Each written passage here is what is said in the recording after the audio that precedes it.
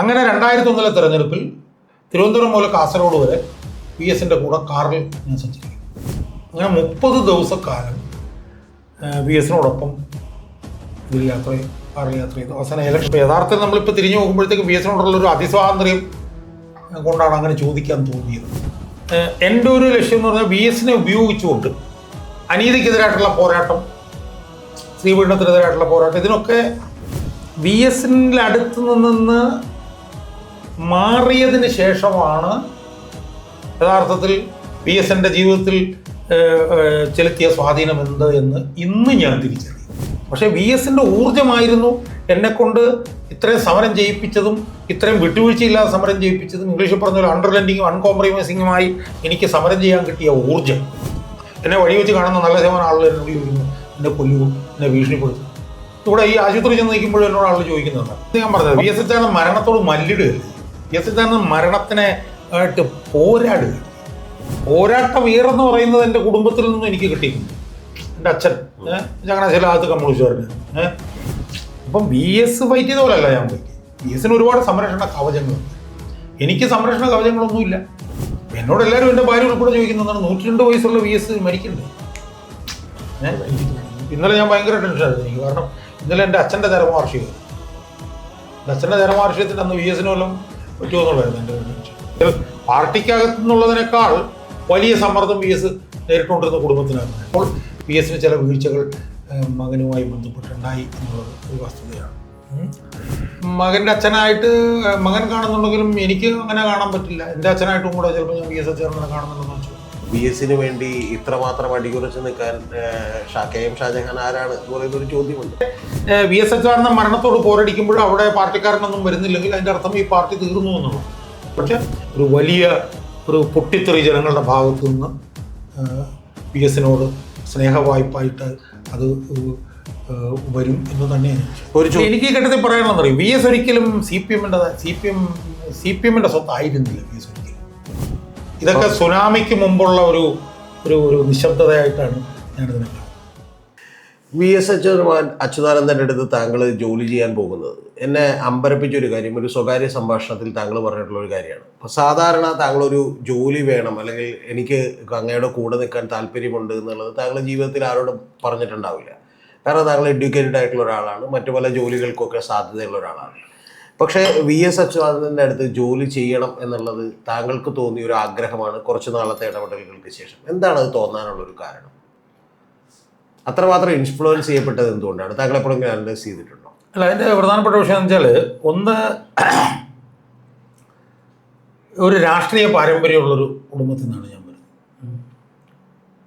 എൻ്റെ അമ്മയുടെ ചേട്ടൻ CG സദാശിവൻ 1957 CPIയുടെ MLA, തുറവൂർ മണ്ഡലം എന്നാണ് അതിൻ്റെ പേരെന്നാണ് എൻ്റെ ഓർമ്മ. എൻ്റെ അച്ഛൻ എന്ന് പറയുന്നത് ചങ്ങനാശ്ശേരി ആദ്യത്തെ കമ്മ്യൂണിസ്റ്റുകാരനാണ്. 24ാമത്തെ വയസ്സിൽ PK വാസവൻ നായർ തിരുവല്ല ലോക്സഭാ മണ്ഡലത്തിൽ നിന്ന് മത്സരിക്കുമ്പോൾ അന്ന് PKVയുടെ ചീഫ് ഇലക്ഷൻ ഏജൻ്റായിരുന്നു അച്ഛൻ. അപ്പോൾ എൻ്റെ അച്ഛൻ്റെ അടുത്ത് ഞാൻ സംസാരിച്ച 90% കാര്യങ്ങളും രാഷ്ട്രീയം. അപ്പോൾ സ്വാഭാവികമായും ഒരു രാഷ്ട്രീയ പാരമ്പര്യം എൻ്റെ ചോരയിൽ തന്നെ അരിച്ചു തന്നിട്ടുണ്ട്. രണ്ടാമത്തെ ഒരു പ്രധാനപ്പെട്ട കാരണം എന്താണെന്ന് വെച്ച് കഴിഞ്ഞാൽ, വി എസിൻ്റെ കൂടെ ജോലി ചെയ്യണമെന്ന് ആഗ്രഹിക്കുന്നതിന് മുമ്പുള്ള കുറേ മാസങ്ങൾ വി എസുമായിട്ട് അടുത്തിടപെടാൻ എനിക്ക് അവസരം കിട്ടിയിട്ടുണ്ട്. അതിൽ പ്രധാനപ്പെട്ട ഒരു കാരണം എന്ന് പറഞ്ഞാൽ 1996-2001 കാലഘട്ടത്തിൽ ഞാൻ പ്ലാനിംഗ് ബോർഡിൻ്റെ വൈസ് ചെയർമാനായിരുന്ന ഡോക്ടർ IS ഗുലാത്തിയുടെ സ്പെഷ്യൽ പ്രൈവറ്റ് സെക്രട്ടറിയാണ്. അപ്പോൾ ഗുലാത്തി എന്ന് പറഞ്ഞു കഴിഞ്ഞാൽ അക്കാലത്ത് ഇന്ത്യയിലെ തന്നെ ഏറ്റവും വലിയൊരു പബ്ലിക് ഫിനാൻസ് എക്സ്പെർട്ട്. അപ്പോൾ ഗുലാത്തിനോട് ജോലി ചെയ്യുന്ന സമയത്താണ് ഞാൻ വി എസുമായിട്ട് അടുത്തിടപഴകുന്നത്. അതിനുമുമ്പ് കേട്ടിട്ടുള്ള അറിവ്. കാരണം ആ കാലഘട്ടങ്ങളിലെല്ലാം വി എസിന് വേണ്ടിയിട്ട് ഒരുപാട് പ്രസ്താവനകൾ തയ്യാറാക്കുക, ലേഖനങ്ങൾ തയ്യാറാക്കുക ഞാൻ ചെയ്യുക. അപ്പം അങ്ങനെ ആ കാലഘട്ടത്തിൽ വി എസുമായിട്ട് വല്ലാതെ ഞാൻ അടുത്തു. അങ്ങനെ ഇരിക്കുമ്പോഴാണ് കേരള കൗമുദിയിലെ സീനിയർ റിപ്പോർട്ടറായിരുന്ന BC ജോജോ ഒരിക്കൽ എന്നെ വന്ന് പ്ലാനിംഗ് ബോർഡിൽ നിന്ന് കണ്ടിട്ട് 2001 നിയമസഭാ തെരഞ്ഞെടുപ്പിന് ഏതാനും മാസങ്ങൾക്ക് മുമ്പ് അതുകൊണ്ട് വി എസിൻ്റെ പ്രസംഗ പര്യടനത്തിൽ വി എസോടൊപ്പം കാറിൽ സഞ്ചരിക്കാൻ ഒരാളെ വേണം, വി എസുമായിട്ട് ഈ കാര്യങ്ങളൊക്കെ ഡിസ്കസ് ചെയ്യാം, അതിന് പറ്റുമോ എന്ന് ചോദിച്ചു. അപ്പോൾ അതിന് പറ്റുമെന്ന് ചോദിക്കാൻ കാരണം അന്ന് എൻ്റെ ഏറ്റവും അടുത്ത സുഹൃത്തായിരുന്ന ഒരു പി വേണുഗോപാലുണ്ട് ഹിന്ദുവിൽ. പിന്നീട് വി എസിനോടൊപ്പം ഞങ്ങൾ ഒരുമിച്ച് പ്രവർത്തിച്ചു. അപ്പോൾ പി വേണുഗോപാലും ബി സി ജോർജും അടുത്ത സുഹൃത്തുക്കളാണ്. പി വേണുഗോപാലിനെ എനിക്ക് നേരത്തെ അനുഭവം അറിയാം. ഞാനന്ന് ശാസ്ത്ര സാഹിത്യ വർഷത്തിലൊക്കെ ഉള്ളത്. അപ്പോൾ പി വേണുഗോപാലാണ് എൻ്റെ പേര് ജോർജിയുടെ അടുത്ത് റെക്കമെൻഡ് ചെയ്തത്. അങ്ങനെയാണ് ജോർജ് എൻ്റെ അടുത്ത് വന്നിട്ട് വി എസിനോട് ഇങ്ങനെ യാത്ര ചെയ്യാൻ പറ്റുമോ ചോദിക്കും. അപ്പോൾ അങ്ങനെ ചോദിക്കുന്ന സമയത്ത് വി എസിന് എന്നെ നല്ലപോലെ അറിയാം. കാരണം ഞാൻ വി എസിൻ്റെ വീട്ടിൽ പോകുന്നു. ഇത് വി എസ് ഉദാരശീലമുണ്ട് റോഡിലാണ് താമസിക്കും. പ്രസാദനം വായിച്ച് കേൾപ്പിക്കുന്നു, വി എസ് പത്രത്തിൽ കൊടുക്കുന്നു, ലേഖനം വായിക്കുന്നു, വി എസ് പ്രസിദ്ധീകരണത്തിന് കൊടുക്കുന്നു. അപ്പോൾ വി എസ് നന്നായിട്ട് അറിയാൻ. അപ്പോൾ അങ്ങനെ വി എസിൻ്റെ കാറിൽ സഞ്ചരിക്കാനായിട്ട് എന്നെ സമ്മതിക്കുന്നു. അങ്ങനെ 2001 തെരഞ്ഞെടുപ്പിൽ തിരുവനന്തപുരം മുതൽ കാസർഗോഡ് വരെ വി എസിൻ്റെ കൂടെ കാറിൽ ഞാൻ സഞ്ചരിക്കും. അപ്പോൾ ഓരോ ദിവസത്തെ ഇറ്റിനറി എങ്ങനെയെന്ന് പറഞ്ഞാൽ 3-4 യോഗങ്ങൾ കാണും. ഈ യോഗങ്ങളിലൊക്കെ വി എസ് പ്രസംഗിക്കുന്ന കണ്ടന്റ് ഞങ്ങൾ തമ്മിൽ ഡിസ്കസ് ചെയ്യും, എന്നോട് ചോദിക്കും. അതുപോലെ തന്നെ ആ കാലഘട്ടത്തിൽ വി എസ് ഈ പ്രസംഗ പഠന പരിപാടികളിൽ പോകുമ്പോഴത്തേക്കും ദേശാമാനിൽ കോളം ഉണ്ടായിരുന്നു, ഡെയിലി കോളം. 30 ദിവസമായിരുന്നു ഈ പ്രസംഗം പരിപാടി. അപ്പം രാവിലെ ഇറങ്ങും, ഒരു 11 മണിയാകുമ്പോഴത്തേക്കും എന്താണ് വിഷയം ചോദിക്കും. മനസ്സിലായി നമുക്ക് ഇതിനെക്കുറിച്ച് എഴുതിയാലും ചോദിക്കും. ശരി എഴുതാമെന്ന് പറയും. വി എസ് ഉച്ചയ്ക്ക് എവിടെ കിടന്നുറങ്ങുമ്പോൾ ഞാൻ എഴുതി വി എസ് കാണിക്കും, കറക്റ്റ് ചെയ്യും. അന്ന് വേറെ ഒന്നുമില്ല, ഫാക്സ് ചെയ്യും. അങ്ങനെ 30 ദിവസക്കാലം വി എസിനോടൊപ്പം കാറിൽ യാത്ര ചെയ്തു. അവസാനം ഇലക്ഷൻ്റെ സമയത്ത് മലമ്പുഴയിൽ മരുത് റോഡ് എന്ന് പറഞ്ഞ സ്ഥലത്താണ് വി എസ് താമസിക്കുന്നത്. വി എസിന് വേണ്ടി അന്ന് അനൗൺസ്മെൻറ്റ് പോലും നിർത്തിയിട്ടുണ്ട്. അതെല്ലാം കഴിഞ്ഞു തിരിച്ചു വന്നു. അപ്പോൾ അന്ന് സീഡിറ്റിൽ ജോലി ചെയ്ത് ലീവ് എടുത്താൽ പോകും. തിരിച്ചു വന്നു കഴിഞ്ഞപ്പോഴത്തേക്കും വി എസ് ജയിച്ചു, മുന്നണി തോറ്റു. അപ്പം വി എസ് പ്രതിപക്ഷ നേതാവാകും എന്നുള്ള ഉറപ്പാണ്. അങ്ങനെ വി എസ് ഒരു സൈക്കസിനെ വിളിച്ചിട്ട് ഷാജാനപ്പോൾ സീഡിറ്റിലേക്ക് തിരിച്ചു പോകുമല്ലേ എന്ന് ചോദിച്ചു. അപ്പോൾ ഞാൻ വി എസിനോട് പറഞ്ഞല്ല, വി എസിനോട് അങ്ങനെയൊന്നും ആരും പറയാനുള്ള ധൈര്യമൊന്നും. പക്ഷേ ആ 30 ദിവസം കാറിൽ യാത്ര ചെയ്തുണ്ടായൊരു ബന്ധമുണ്ട്. എന്താ ഷാജാൻ അങ്ങനെ ചോദിച്ചത്? ഞാൻ പറഞ്ഞ സമയം എനിക്ക് സാറിന് സ്റ്റാഫിൽ ജോലിയാണ്. ഓ ഞാൻ നോക്കട്ടെ. അങ്ങനെ 3 ദിവസം കഴിയുമ്പോൾ പിന്നെ അപ്പോയിൻ്റ് ഓർഡർ കിട്ടുക.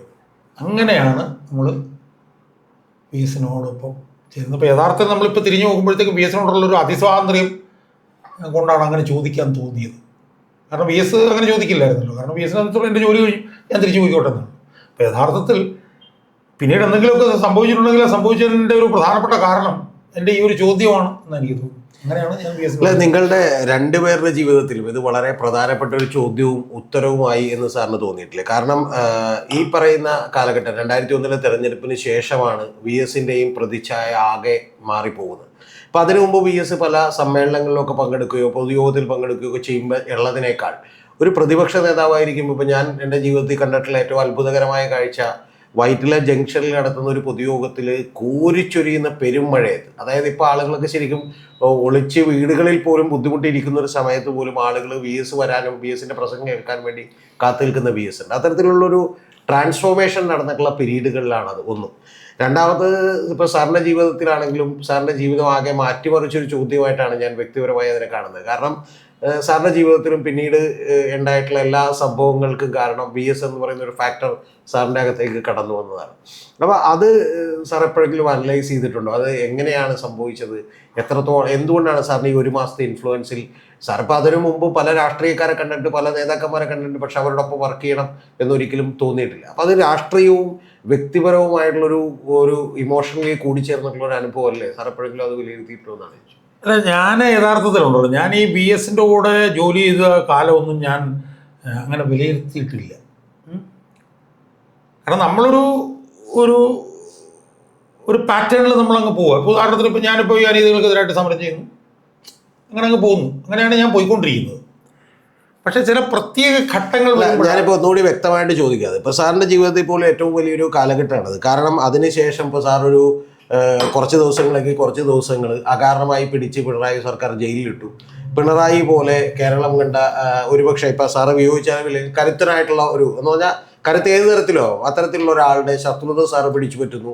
അല്ലെങ്കിൽ CPM എന്ന് പറയുന്ന ഒരു വലിയ രാഷ്ട്രീയ പാർട്ടി ഒരു ഔദ്യോഗിക മുഖം തന്നെ സാറിനെതിരാകുന്നു. പക്ഷെ അണികളെതിരായിട്ടില്ല, കാരണം അണികൾ ഇപ്പോഴും സാറിൻ്റെ വീഡിയോ കണ്ടുകൊണ്ടിരിക്കുകയാണ്. അപ്പോൾ അത്തരത്തിലുള്ള ഒരു ശത്രുത പിടിച്ചു വാങ്ങലിൻ്റെ ഒരു കാലഘട്ടം കൂടിയായിട്ടല്ലേ അത് വിലയിരുത്തപ്പെടുന്നത് സാറിൻ്റെ ജീവിതത്തിൽ? അല്ല, ഞാൻ പറഞ്ഞല്ലോ ഞാൻ ഈ വി എസിൻ്റെ കൂടെ ജോലി ചെയ്തത് വി എസിനെ മുഖ്യമന്ത്രിയാക്കാൻ വേണ്ടിയല്ല. വി എസ് മുഖ്യമന്ത്രി ആകും എന്നൊക്കെ എനിക്കൊരു തോന്നലുണ്ടായിരുന്നെങ്കിലും വി എസിന് മുഖ്യമന്ത്രിയാക്കുക എന്നുള്ള ഒരു ലക്ഷ്യമായിരുന്നില്ല ഉണ്ടായിരുന്നത്. അത് പിന്നീട് ഏതെങ്കിലും ഘട്ടത്തിൽ ചിലപ്പോൾ വന്നേക്കാം. പക്ഷെ ഭൂരിപക്ഷം സമയത്തും എൻ്റെ ഒരു ലക്ഷ്യം എന്ന് പറഞ്ഞാൽ വി എസിനെ ഉപയോഗിച്ചുകൊണ്ട്, ആ വാക്ക് ഞാൻ അങ്ങനെ പറയുന്നത് തെറ്റാണെന്ന് എനിക്കറിയില്ല, അനീതിക്കെതിരായിട്ടുള്ള പോരാട്ടം, സ്ത്രീപീഡനത്തിനെതിരായിട്ടുള്ള പോരാട്ടം, ഇതിനൊക്കെ ഉപയോഗിക്കാൻ കഴിയുന്ന ഒരു പ്ലാറ്റ്ഫോം എന്നുള്ള നിലയിലാണ് ഞാൻ വി എസിനെ കണ്ടിട്ടുള്ളത്. ഉദാഹരണത്തിന് എൻ്റെ കൂടെ അന്ന് വർക്ക് ചെയ്തിരുന്ന പി വേണുഗോപാൽ എന്നോട് പറഞ്ഞു, ഷാജാൻ വി എസ് ഒരു പ്ലാറ്റ്ഫോമാണ്, വി എസിന് വെടിമരുന്ന് കൊടുക്കുകയാണ് ഷാജാൻ ചെയ്തത്. അപ്പം വി എസിലൂടെയുള്ള എൻ്റെ ഒരു പ്രവർത്തനം ഒരു ട്രയൽ ആൻഡ് എററായിരുന്നു. പക്ഷെ എനിക്ക് ഊർജം കിട്ടിക്കൊണ്ടിരുന്നത് എന്താണെന്ന് പറഞ്ഞാൽ വി എസ് ഇടപെടുന്ന വിഷയങ്ങളിലെല്ലാം തന്നെ റിസൾട്ട് ഉണ്ടാകും. അത് ജീവിതത്തിൽ കിട്ടിയൊരു വലിയ ഊർജ്ജമാണ്. അതിപ്പോൾ അനീതിക്കെതിരായാലും അഴിമതിക്കെതിരായിട്ടായാലും പരിസ്ഥിതി വിഷയത്തിലായാലും ഒക്കെ തന്നെ റിസൾട്ട് വരുന്നു. മനസ്സിലായി, റിസൾട്ട് വരുന്നതനുസരിച്ച് നമ്മൾ മുകളിലേക്ക് പോകും. അപ്പം അത് യഥാർത്ഥത്തിൽ വി എസിലൂടെ എനിക്ക് കിട്ടിയത് എൻ്റെ ഒരു ആത്മാവിഷ്കാരമായിരുന്നു. കാരണം എനിക്ക് പറയാൻ കഴിയുന്ന കാര്യങ്ങൾ ഞാൻ വി എസിനെ കൊണ്ടാണ് പറയിപ്പിക്കുന്നത്. മനസ്സിലായോ? അപ്പോൾ അതിനെല്ലാം വലിയ റിസൾട്ട് ഉണ്ടാകും. പിന്നെ വി എസിനോടൊപ്പമുള്ള എൻ്റെ ജീവിതം ഒക്കെ ഞാൻ ഓരോ പ്രത്യേക ഘട്ടങ്ങൾ വരുമ്പോഴാണ് വിലയിരുത്തുന്നത്. ഇപ്പം യഥാർത്ഥത്തിൽ കഴിഞ്ഞ 10 ദിവസം എന്നെ സംബന്ധിച്ചോളം എൻ്റെ ജീവിതത്തിൽ നിർണായകമാണ്. ശരിക്കും ആ 10 ദിവസത്തിലാണ് വി എസ് ഞാൻ ആരായിരുന്നു, വി എസ് എനിക്ക് എന്തായിരുന്നു, എൻ്റെ ജീവിതത്തിൽ വി എസിൻ്റെ സ്വാധീനം എന്തായിരുന്നു, ഇതൊക്കെ ഞാൻ വിലയിരുത്തിയ ഒരു 10 ദിവസമാണ് കഴിഞ്ഞു പോയത്. അതിൻ്റെ കാരണം എന്താണെന്ന് ചോദിച്ചാൽ ഞാൻ നേരത്തെ പറഞ്ഞതുപോലെ വി എസിനോടൊപ്പം എൻ്റെ കൂടെ വേറെ പലരും ജോലി ചെയ്തിരുന്നു. പക്ഷെ അവരൊക്കെ വന്നിട്ട് അവരുടെ ഒരു സന്നദ്ധ പ്രവർത്തനം പോലെ വന്ന് ജോലി ചെയ്തവർ. അവരെല്ലാവരും ഞാനാണ് പിടിച്ചു കൊണ്ടുവന്നത്. എന്നാൽ പോലും അവരുടെ ഒരു വോളണ്ടറി ആക്ടിവിറ്റി ആയിരുന്നു. കുഞ്ഞിക്കണ്ട സാറ് കോളേജ് പ്രൊഫസറായിരുന്നു, പ്രൊഫസർഷിപ്പിൻ്റെ കൂടെ വന്ന് ജോലി ചെയ്തു. പി വേണുഗോപാൽ എന്ന് പറഞ്ഞാൽ ഹിന്ദുവിലെ സ്പെഷ്യൽ കറസ്പോണ്ടന്റ്, ശക്തിധരൻ ദേശാഭിമാനില്ല. അപ്പോൾ അവർക്കൊക്കെ അവരുടെ ജീവിത രീതിക്ക് അപ്പുറത്ത് അവരുടെ ഒരു വോളണ്ടറി പക്ഷേ എൻ്റെ അതല്ലായിരുന്നു. ഞാൻ അഡീഷണൽ പ്രൈവറ്റ് സെക്രട്ടറി, അപ്പോൾ എൻ്റെ ഒരു ഉത്തരവാദിത്വം കൂടിയായിരുന്നു. പക്ഷേ വി എസിൻ്റെ അടുത്ത് നിന്ന് മാറിയതിന് ശേഷമാണ് യഥാർത്ഥത്തിൽ വി എസിൻ്റെ ജീവിതത്തിൽ ചെലുത്തിയ സ്വാധീനം എന്ത് എന്ന് ഇന്ന് ഞാൻ തിരിച്ചറിയും.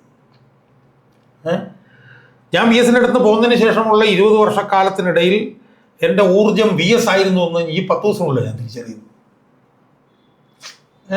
കാരണം കഴിഞ്ഞ 10-20 വർഷക്കാലം ഞാൻ ഈ സമരം ചെയ്തുകൊണ്ടിരിക്കുമ്പോഴത്തേക്കും വി എസിൻ്റെ ഊർജ്ജം കൊണ്ടാണല്ലോ ഞാൻ സമരം ചെയ്യുന്നതെന്ന് ഞാൻ ചിന്തിച്ചിട്ടില്ല. പക്ഷേ വി എസിൻ്റെ ഊർജ്ജമായിരുന്നു എന്നെക്കൊണ്ട് ഇത്രയും സമരം ചെയ്യിപ്പിച്ചതും ഇത്രയും വിട്ടുവീഴ്ചയില്ലാതെ സമരം ചെയ്യിപ്പിച്ചതും. ഇംഗ്ലീഷിൽ പറഞ്ഞ പോലെ അണ്ടർലെൻഡിങ്ങും അൺകോംപ്രമൈസിങ്ങുമായി എനിക്ക് സമരം ചെയ്യാൻ കിട്ടിയ ഊർജ്ജം, അതിൻ്റെ പ്രഭവ കേന്ദ്രം എന്തായിരുന്നുവെന്ന് ഈ 10 ദിവസത്തിനുള്ളിലാണ് ഞാൻ തിരിച്ചറിയുന്നത്.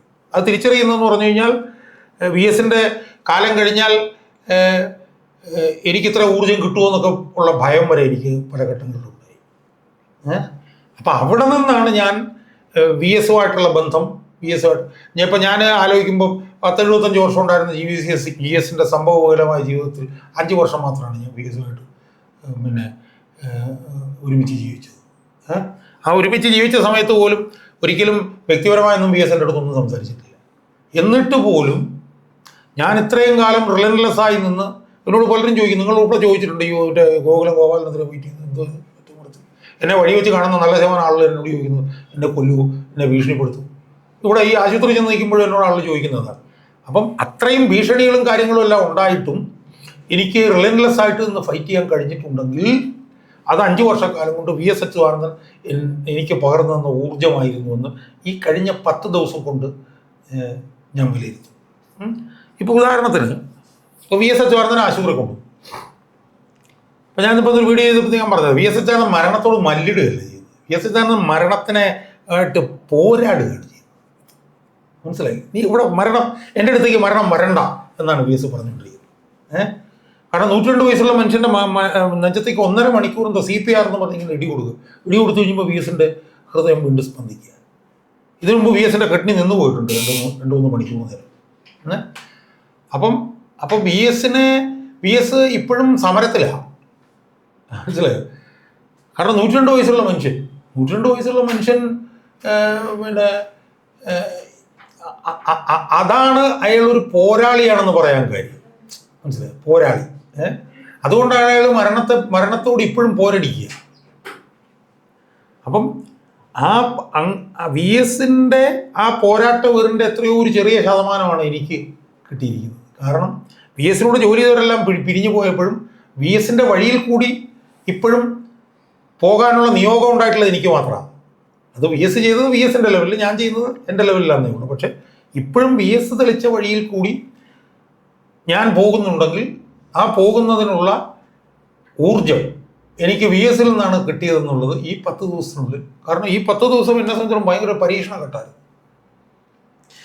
ഈ 2001 മുതൽ 2006 വരെയുള്ള കാലഘട്ടത്തിൽ സാറ് ചെയ്തിട്ടുള്ള കോൺട്രിബ്യൂഷൻ, അതുപോലെ വി എസിൻ്റെ പോരാട്ടങ്ങളും ഒക്കെ കേരള ജനതയ്ക്ക് ഓൾറെഡി അറിയാവുന്ന കാര്യമാണ്. നമ്മൾ ഒരുപാട് സ്ഥലങ്ങളിൽ അടയാളപ്പെടുത്തിയിട്ടുള്ള ഒരു കാര്യമാണ്. പക്ഷേ സാറ് തിരിഞ്ഞു നോക്കുമ്പോൾ ഇപ്പോൾ ബേസിക്കലി വി എസിനൊപ്പം നിന്നിരുന്ന നിരവധി ആളുകളുണ്ട്. ഞാൻ പേര് പറയണമെങ്കിൽ ഇപ്പോൾ പേര് പറയാം. ഇപ്പോൾ സാറ് പറഞ്ഞിട്ടുള്ള പല ആളുകളും. പക്ഷെ അവരൊക്കെ തന്നെ ഈ പോരാട്ടത്തിൽ ഇപ്പോൾ വി എസ് നിന്നത് കൊണ്ട് മാത്രം അവർ കൂടെ നിന്നിരുന്ന ആളുകളാണ്. അല്ലെങ്കിൽ വി എസ് ഉണ്ടായിരുന്നപ്പോൾ വി എസിനെ സഹായിച്ചു എന്നുള്ളത് മാത്രമേ ഉള്ളൂ. പക്ഷേ അതിനും അപ്പുറത്തേക്ക് ഇത്തരത്തിലുള്ളൊരു പോരാട്ടം ഒറ്റയാനായി നടക്കുമ്പോൾ സാറ് മാത്രമാണ് കൂടെ നിൽക്കുന്നത് എന്നുള്ളത് സാറിന് പലപ്പോഴും തോന്നിയിട്ടില്ല. അല്ലെങ്കിൽ എന്തുകൊണ്ടാണ് സാർ അത്തരത്തിലുള്ളൊരു എനർജിയോടുകൂടി ഇതിൻ്റെ ഒപ്പം ഈ പോരാട്ടം തുടർന്നു കൊണ്ട് പോകണം എന്ന് വിചാരിച്ച് കൂടെ നിൽക്കുന്നത്? അത് വി എസ് ചെലുത്തിയ ഇൻഫ്ലുവൻസ് ആണോ അതോ സാറിൻ്റെ ഒരു ക്യാരക്ടറിലുള്ള? അല്ല, ഇത് രണ്ടും ഉണ്ട്. അതായത് വി എസ് ചെലുത്തിയ ഇൻഫ്ലുവൻസ് ആണ് സിഗ്നിഫിക്കൻ്റ് എന്ന് പറയുമ്പോഴും എൻ്റെ ജീവിതത്തിലും എൻ്റെ ചില കുടുംബം, എൻ്റെ അമ്മ റിട്ടയർ ചെയ്തിട്ട് 10-25 വർഷമായി, 88 വയസ്സായി. അവരുടെ ഒരു മേഖലയിൽ അവരിപ്പോഴും പോരാളിയാണ്. ഇപ്പോഴും ഒരു ദിവസം ഇപ്പോഴും ഫൈറ്റ് ചെയ്തുകൊണ്ടിരിക്കുക. ഒരു റബ്ബറുമായി ബന്ധപ്പെട്ടിട്ടുള്ള ഒരു വിഷയത്തിലാണ് നിൽക്കുന്നത്. അപ്പം പോരാട്ട വീറെന്ന് പറയുന്നത് എൻ്റെ കുടുംബത്തിൽ നിന്നും എനിക്ക് കിട്ടിയിട്ടുണ്ട്. എൻ്റെ അച്ഛൻ ചങ്ങനാശ്ശേരി ആദ്യത്തെ കമ്മ്യൂണിസ്റ്റുകാരനായിരുന്നു. PKVക്ക് വേണ്ടിയിട്ട് തെരഞ്ഞെടുപ്പ് പ്രവർത്തനം നടത്തുന്ന സമയത്ത് അന്ന് ലക്ഷപ്രഭുവായിരുന്നു എൻ്റെ ഫാദറിൻ്റെ ഫാദർ. തെരഞ്ഞെടുപ്പ് കഴിയുമ്പോഴത്തേക്കും ഫാദറിൻ്റെ കാറ് കാണുന്നില്ല. അപ്പോൾ സംഭവിച്ചതെന്ന് വെച്ചാൽ ആ തെരഞ്ഞെടുപ്പിൻ്റെ ഇടയ്ക്ക് കാറ് വിറ്റതാണ്. മരിക്കുന്നവരെ വരെ കമ്മ്യൂണിസ്റ്റുകാരന്. അപ്പം ആ ഒരു പോരാട്ട വീറ് എന്നിൽ അന്തർലീനമായിരുന്നെങ്കിലും അതിനെ ഉത്തേജിപ്പിച്ച ഘടകം, അതിനെ ഒരു 10 ടൈംസ് 100 ടൈംസ് ആയിട്ട് കാരണം വി എസ് സമരം ചെയ്തത് വി എസ് ആണ്. വി എസ് എന്ന് പറഞ്ഞൊരു ലെജൻഡാണ് നിശ്ചിത താല്പര്യക്കാർക്കെതിരെ സമരം ചെയ്തത് വി എസ്. ഞാനെന്ന് പറഞ്ഞാൽ ആരാണ്? ഞാൻ ആരുമല്ല. ഞാൻ ഭയങ്കര വൾണറബിളാണ്. നാളെ ഞാൻ വീണു പോകാം. എനിക്ക് പാർട്ടിയില്ല, ഗ്രൂപ്പില്ല, ഫോളോവേഴ്സ് ഇല്ല, പാർട്ടി അണികളില്ല. അപ്പം വി എസ് ഫൈറ്റ് ചെയ്ത പോലെയല്ല ഞാൻ ഫൈറ്റ് ചെയ്തു. വി എസിന് ഒരുപാട് സംരക്ഷണ കവചങ്ങളുണ്ട്. എനിക്ക് സംരക്ഷണ കവചങ്ങളൊന്നുമില്ല. അപ്പം ഞാനിപ്പം എൻ്റെ മക്കളുമായിട്ട് തർക്കിക്കുമ്പോൾ മക്കളോട് ഞാൻ പറയടാ മക്കളെ, എന്നെ ഇതുവരെ ആരും ഒന്നും ചെയ്തില്ലല്ലോ എന്ന് പറയുമ്പോൾ എൻ്റെ മൂത്തമ്മനോട് ചോദിച്ചു, അല്ല നാളെ ചെയ്താലോ? അതെ, നാളെ വേണമെങ്കിൽ എന്നെ ചെയ്യാം. പക്ഷെ വി എസിനെ അങ്ങനെ പറ്റില്ലായിരുന്നു.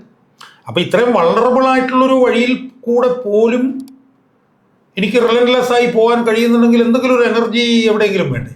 ആ എനർജി വി എസ് ആയിരുന്നു എന്നുള്ളത് എനിക്കിപ്പോൾ മനസ്സിലാവുന്നു. കാരണം 10 ദിവസമായിട്ട് എനിക്ക് ഉറക്കത്തിൻ്റെ പോലും പ്രശ്നങ്ങളുണ്ട്, സ്വപ്നം കാണുന്ന പ്രശ്നങ്ങൾ.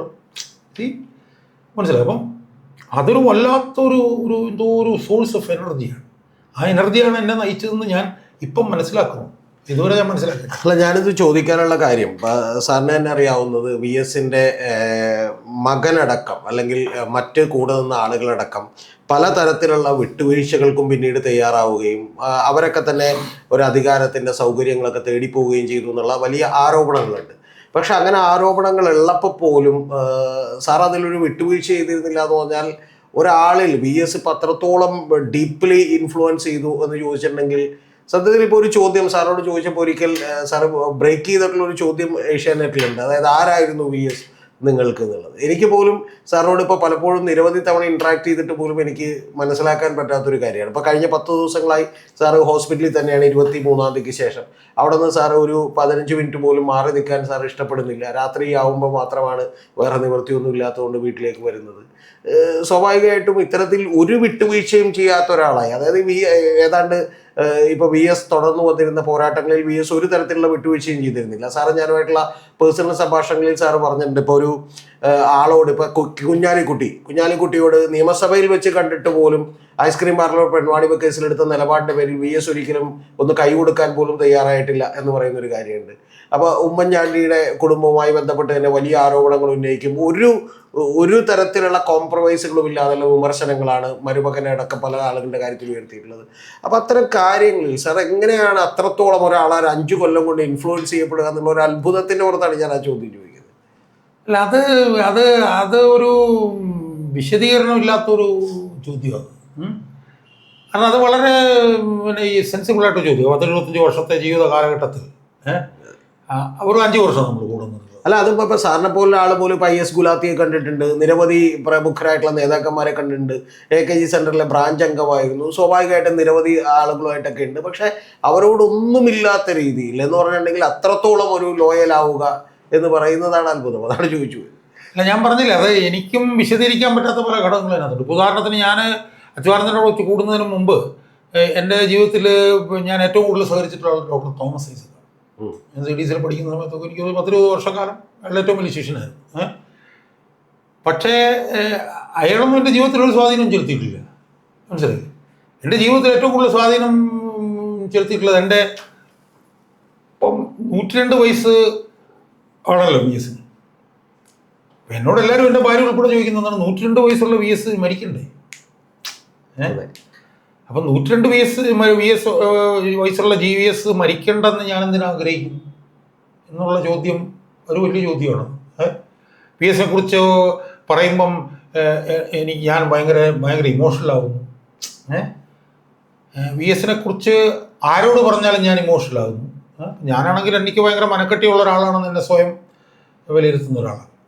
പക്ഷെ എന്തുകൊണ്ടാണ് ഈ VS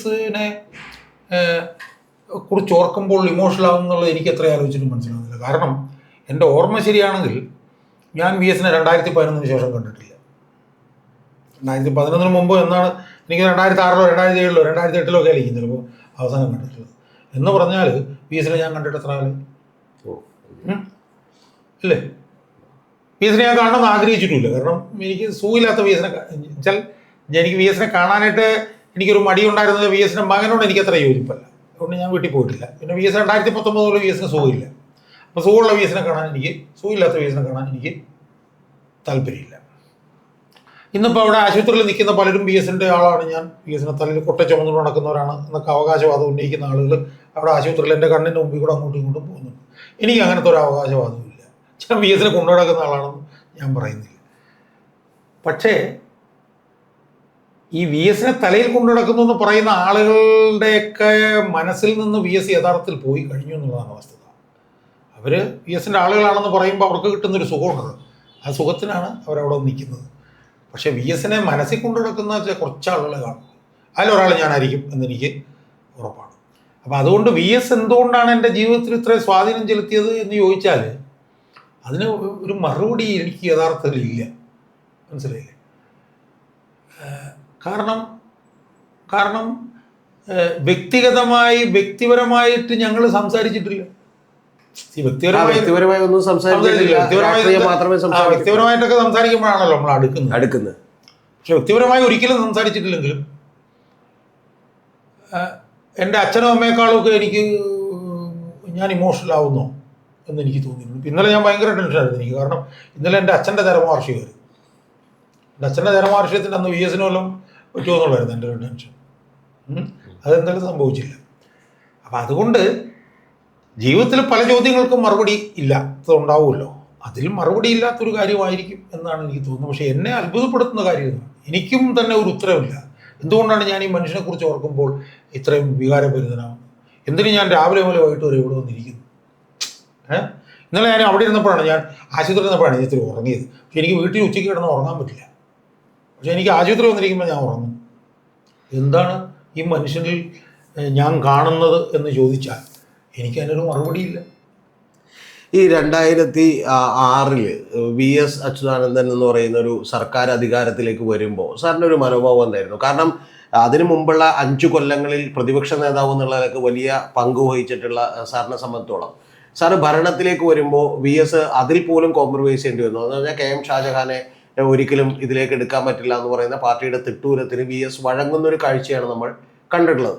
അപ്പോൾ അതിൽ സാർ അന്ന് ആ സമയത്ത് എങ്ങനെയാണ് സാറ് VS ആയിട്ടൊരു കമ്മ്യൂണിക്കേഷൻ ഉണ്ടായിരുന്നു? VS എന്താണ് പറഞ്ഞത്? അല്ലെങ്കിൽ അല്ല, ആ സമയത്ത് VS ഭയങ്കര ടെൻഷനാണ്. കാരണം എന്നെ VS നിർത്താൻ പറ്റില്ല എന്നുള്ളത് വ്യക്തമായിരുന്നു. കാരണം പാർട്ടി അനുവദിക്കില്ല. കാരണം അതിന് മുമ്പ് എന്നെ പാർട്ടി പുറത്താക്കി. അതെ.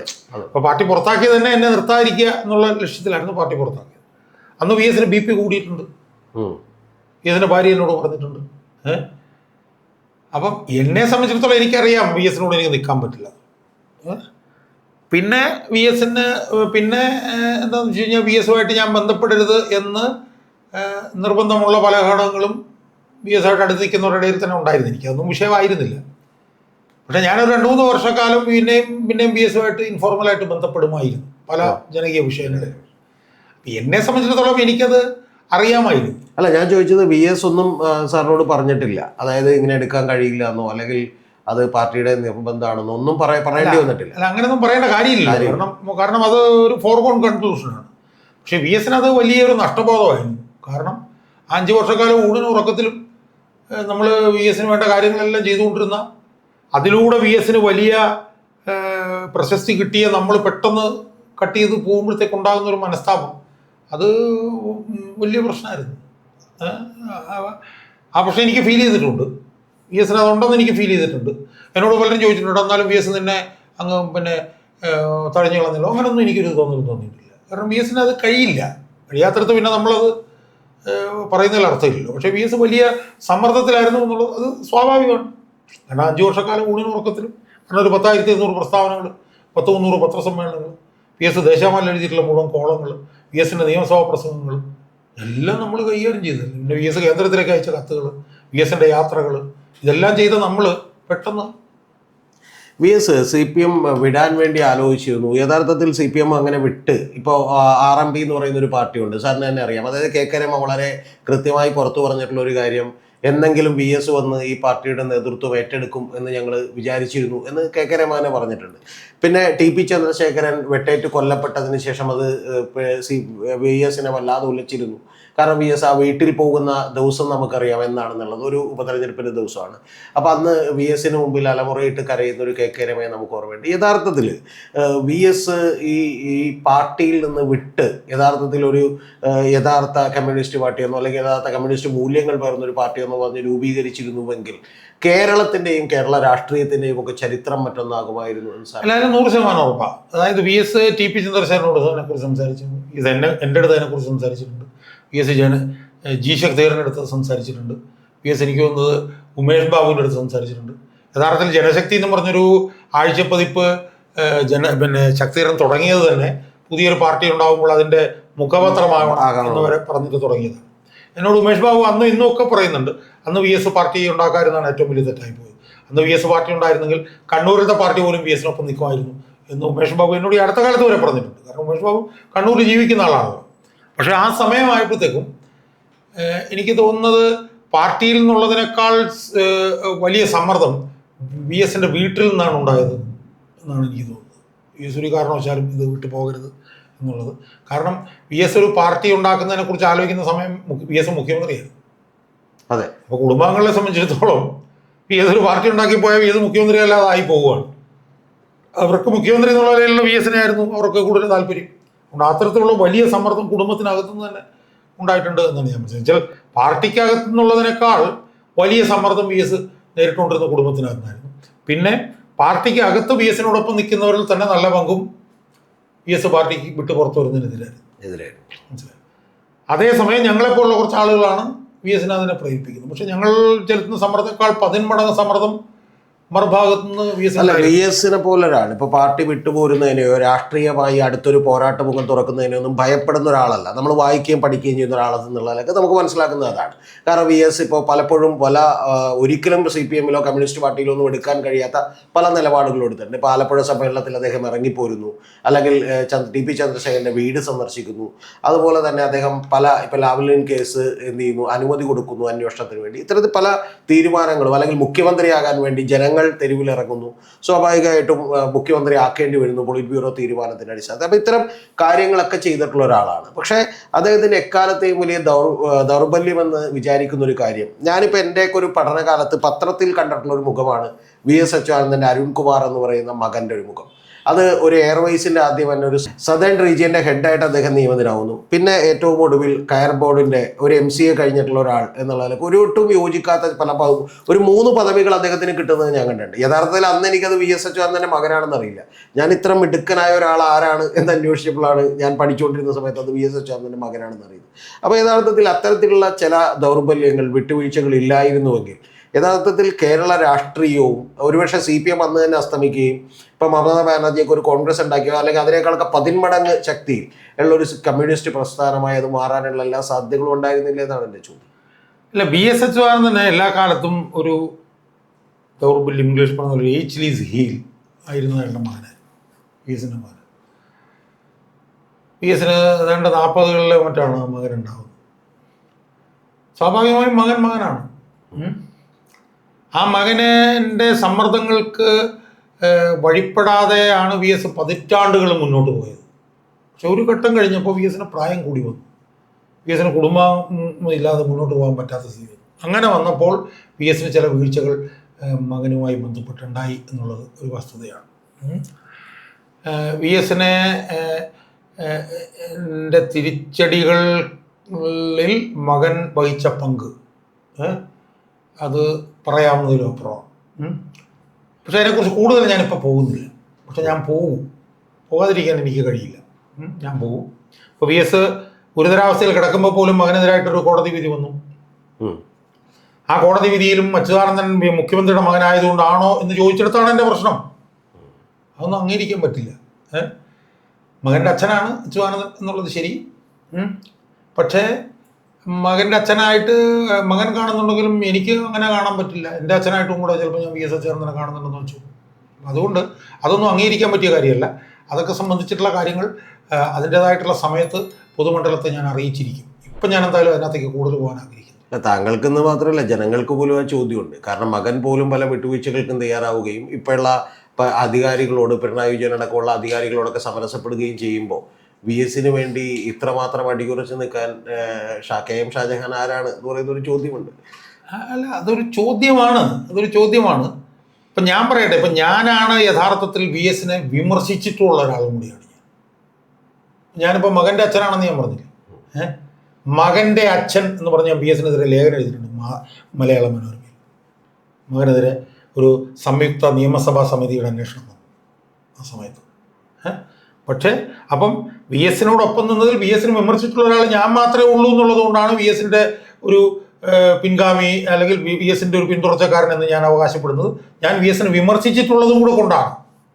ഞാൻ VSൻ്റെ കൂടെ ഒപ്പം നിൽക്കുമ്പോൾ ഞാൻ VSൻ്റെ ആളാവുന്നത് VSന് എന്ത് വീഴ്ച വന്നു കഴിഞ്ഞാലും VSനെ പിന്തുണയ്ക്കുമ്പോഴല്ല. അപ്പം അതുകൊണ്ട് VSനതൊരു ഞാൻ പറഞ്ഞില്ല, ഒരു എയ്ച്ച്ലീസ് ഹീലായിരുന്നു.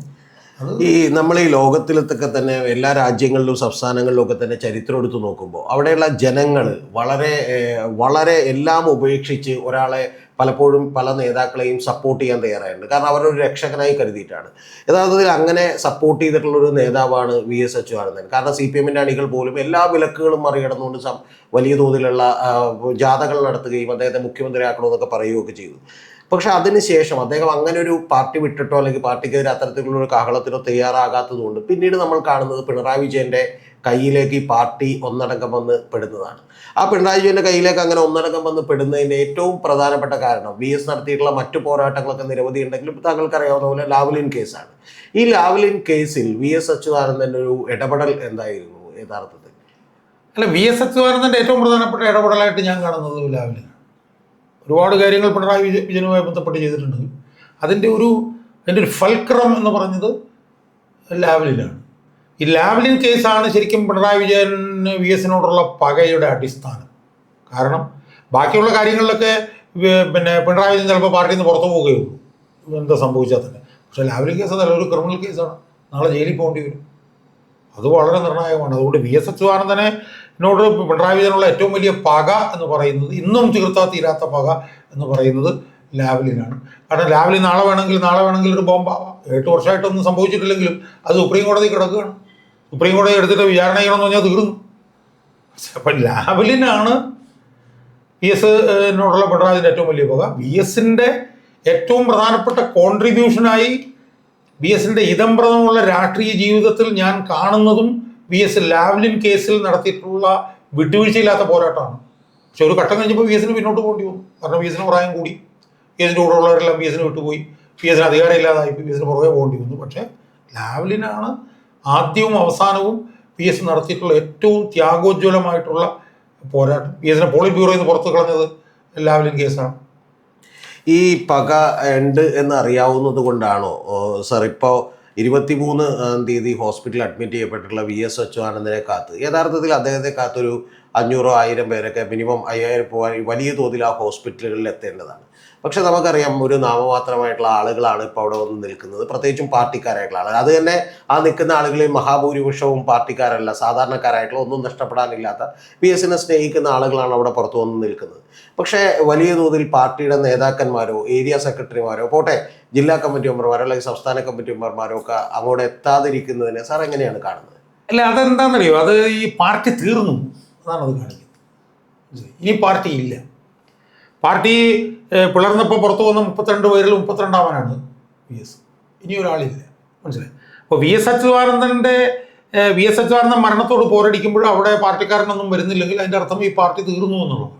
പക്ഷെ ഈ പാർട്ടി തീർന്നു എന്ന് പറയുമ്പോഴത്തേക്കും കമ്മ്യൂണിസ്റ്റുകാരൻ തീർന്നിട്ടില്ല. അവൻ VS-നോട് എങ്ങനെയാണ് പ്രതികരിക്കുന്നതെന്നുള്ളത് നമുക്ക് ഇപ്പോൾ പറയാൻ പറ്റില്ല. VS അച്യുതാനന്ദനോട് ഈ സാധാരണ മനുഷ്യന്മാർ എങ്ങനെയാണ് പ്രതികരിച്ചത് നമ്മൾ 2006 കണ്ടതാണ്. അവർക്ക് VS-നോട് VS-ൽ നിന്ന് എന്തെങ്കിലും കിട്ടുമെന്ന് വിചാരിച്ചിട്ടല്ല അവർ പ്രതികരിച്ചത്. അന്ന് പ്രതികരിച്ചവരും ബഹുഭൂരിപക്ഷവും പാർട്ടി ഭാരവാഹികളായിരുന്നില്ല. അന്ന് പ്രതികരിച്ചവരിൽ 99% VS-ൽ നിന്ന് എന്തെങ്കിലും കിട്ടുമെന്ന് പ്രതീക്ഷിച്ച് പിന്തുണച്ചവരല്ല. അവർ ഈ വിഷയത്തിൽ എങ്ങനെയാണ് പ്രതികരിക്കാൻ പോകുന്നുള്ളത് ഇന്ന് നമുക്ക് അറിയാൻ പറ്റില്ല.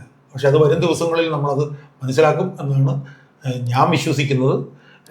ഇപ്പം VS അവിടെ ഉള്ളപ്പോൾ അവിടെ വന്നില്ലെങ്കിൽ അങ്ങനെയുള്ളവനൊക്കെ കാലം കണക്ക് പറയേണ്ടി വരും, അവനൊക്കെ അനുഭവിക്കും ജീവിതത്തിൽ, അതിൽ ആരും തർക്കവുമില്ല. പക്ഷെ അത് VS-നോട് ജനങ്ങൾ എങ്ങനെയാണ് പ്രതികരിക്കാൻ പോകുന്നതെന്നുള്ളത് അത് VS-ന്റെ വിയോഗത്തിന് ശേഷം എന്ന് പറയാൻ ഞാൻ അശക്തനാണ്. പക്ഷെ അത് അങ്ങനെ തന്നെ ഉണ്ടാവും എന്ന് തന്നെയാണ് ഞാൻ വിശ്വസിക്കുന്നത്. ഒരു വലിയ പൊട്ടിത്തെറി ജനങ്ങളുടെ ഭാഗത്തു നിന്ന് VS-നോട് സ്നേഹവായ്പായിട്ട് അത് വരും എന്ന് തന്നെയാണ്. ഒരു ചോദ്യം കൂടി ചോദിച്ചുകൊണ്ട് നമുക്കത് അവസാനിപ്പിക്കാം. ഒരു ലാസ്റ്റ് ചോദ്യം. ഇപ്പോൾ കഴിഞ്ഞ തവണ താങ്കൾ ആലപ്പുഴയിൽ ഒരു തെരഞ്ഞെടുപ്പിൽ പോയതിൻ്റെ ഭാഗമായിട്ട് താങ്കൾ നിരവധി പ്രസംഗങ്ങൾ നടത്തിയപ്പോൾ VS അച്യുതാനന്ദനെ കുറിച്ച് താങ്കൾ വളരെ വൈകാരികമായി പറയുകയും അങ്ങനെ പറയരുത്, കാരണം VS ഞങ്ങളുടേതാണ് എന്ന് പറഞ്ഞ് ചില CPM-ൻ്റെ ആളുകളൊക്കെ വലിയ തോതിൽ ഭീഷണി മുഴക്കമൊക്കെ ചെയ്തതൊക്കെ സാറിന് ഓർമ്മയുണ്ടാവും. നമ്മുടെ വണ്ടികളൊക്കെ തടഞ്ഞു നിർത്തുകയും അതുപോലെ പ്രചരണത്തിന് ഉപയോഗിച്ച വാഹനങ്ങളൊക്കെ തടഞ്ഞു നിർത്തുകയൊക്കെ ചെയ്തു. അപ്പോൾ ഏതാണ്ട് ഇപ്പോൾ VS എന്ന് പറയുന്നത് CPM-ൻ്റേത് മാത്രമാണ്, അല്ലെങ്കിൽ CPM-നെ മാത്രമേ അതിനെക്കുറിച്ച് സംസാരിക്കാൻ അവകാശമുള്ളൂ എന്നൊക്കെ പറയുന്നതിനെ ഈ ഘട്ടത്തിൽ ഇപ്പോൾ സാർ എങ്ങനെയാണ് അതിനെ നോക്കുക? അല്ല, എനിക്ക് ഈ ഘട്ടത്തിൽ പറയാനുള്ളത് അറിയാം, VS ഒരിക്കലും CPM-ൻ്റെ സ്വത്തായിരുന്നില്ല. VS ഒരിക്കലും, ഒരുപക്ഷെ 2001 മുമ്പ് ചിലപ്പോൾ ആയിരുന്നിരിക്കാം. പക്ഷെ 2001 ശേഷം VS ജനങ്ങളുടെ സ്വത്താണ്. അത് 2006 നമ്മൾ കണ്ടു, അതിനിയും വരും ദിവസങ്ങളിൽ നമ്മൾ കാണാൻ പോകും. അതുകൊണ്ട് VS-നെ ഒരിക്കലും CPM-ൻ്റെ ഒരു ആസ്തിയല്ല. VS പബ്ലിക് അറ്റ് ലാർജിൻ്റെ ആസ്തിയാണ്. അത് കുറച്ചുകൂടി അരക്കിട്ടുറപ്പിക്കപ്പെടും വരും ദിവസങ്ങളിൽ എന്നാണ് ഞാൻ ആത്മാർത്ഥമായി വിശ്വസിക്കുന്നത്. ഇതൊക്കെ സുനാമിക്ക് മുമ്പുള്ള ഒരു നിശബ്ദതയായിട്ടാണ് ഞാനിതിനെ കാണുന്നത്.